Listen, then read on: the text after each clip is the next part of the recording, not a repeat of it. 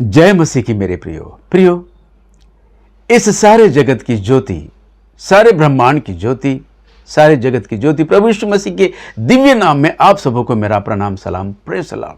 और साथ ही मेरे भारत देश के देशवासियों को दीपावली की या दिवाली की शुभकामनाएं, हार्दिक शुभकामनाओं के साथ मैं प्रार्थना करता हूं कि बाइबल का परमेश्वर प्रभु यीशु मसीह उनके जीवन में आज से लेकर उनके जीवन काल में बहुतायत की आशीषों से भरपूर करे, ऐसी मैं प्रार्थना करता हूं।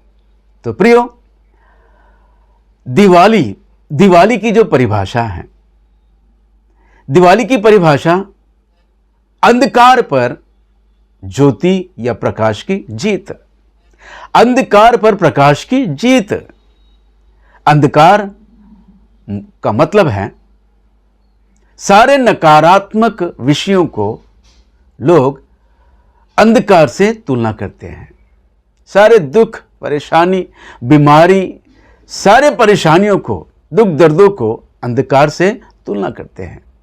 सो अंधकार यानी दुख दर्द, सारे नकारात्मक शक्तियों का प्रतीक अंधकार। और सारे नकारात्मक शक्तियों में जो सर्वशक्ति है, सबसे बड़ी शक्ति है, वह है मृत्यु। मृत्यु सारे नकारात्मक शक्तियों में से सबसे बड़ी शक्ति है, नकारात्मक शक्ति है, शैतान की शक्ति है, दुष्ट आत्मा की शक्ति है। हाँ मेरे दोस्तों, और मृत्यु से हर एक व्यक्ति भयभीत है। जगत का हर एक व्यक्ति मृत्यु से भयभीत है, चिंतित है, क्योंकि मृत्यु किसी को भी नहीं छोड़ती, किसी पर भी वो दया नहीं करती। चाहे आज जन्म लिया हुआ नन्हा सा बालक क्यों ना हो, या 100 साल का बुजुर्ग वृद्ध क्यों ना हो, स्त्री पुरुष, हर एक व्यक्ति को मृत्यु अपने जंजीरों में जकड़ लेता है। इसलिए सारे जगत के लोग मृत्यु से भयभीत है, चिंतित है। तो दोस्तों, मैं आपको बताना चाहता हूं, आज से 2000 वर्ष पहले बाइबल के अनुसार, पवित्र शास्त्र बाइबल के अनुसार, आज से 2000 वर्ष पहले प्रभु यीशु मसीह जो इस जगत में आए हैं, उनका उद्देश्य भी यही था।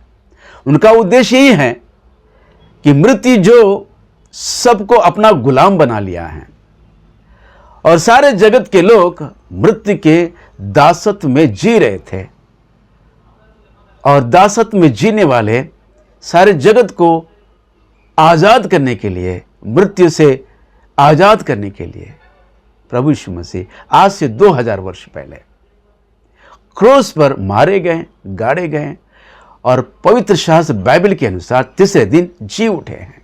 हाँ मेरे दोस्तों, ये बात 100% सत्य है। पवित्र शास्त्र बाइबल बताती है। आइए मैं आपको वचन पढ़ के सुनाता हूं। इब्रानियों की पत्री उसका दूसरा अध्याय,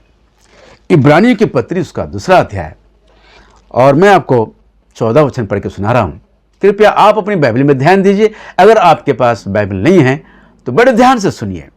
लिखा है, इसलिए जबकि लड़के मांस और लहू के भागी हैं, इसलिए जब लड़के मांस और लहू के भागी हैं, तो वह आप भी उनके समान उनका सहभागी हो गया। ये सारा जगत सृष्टिकर्ता प्रभु यीशु मसीह के बच्चे हैं, उनके बेटे और बेटियां हैं, उनकी संतान हैं, और मृत्यु से उनको छुड़ाने के लिए, आजाद करने के लिए वो खुद शरीर धारण कर इस जगत में आए हैं। इसलिए वचन कहता है, इसलिए जबकि लड़के मांस और लहू के भागी हैं, तो वह आप भी उनके समान उनका सहभागी हो गया है, क्योंकि मृत्यु के द्वारा जिसे मृत्यु पर शक्ति मिली थी, वह कौन है? अर्थात शैतान को निकम्मा कर दे। शैतान को निकम्मा करने के लिए प्रभु यीशु मसीह अपनी महिमा की देह को छोड़कर आज से 2000 वर्ष पहले देह धारण करके इस पृथ्वी पर आए हैं। और हुआ क्या?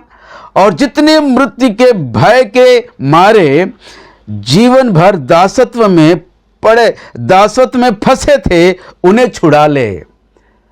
मृत्यु के भय के कारण जो शैतान के दासत्व में थे, मृत्यु के दासत्व में थे, उन्हें छुड़ा ले, उन्हें आजाद कर ले।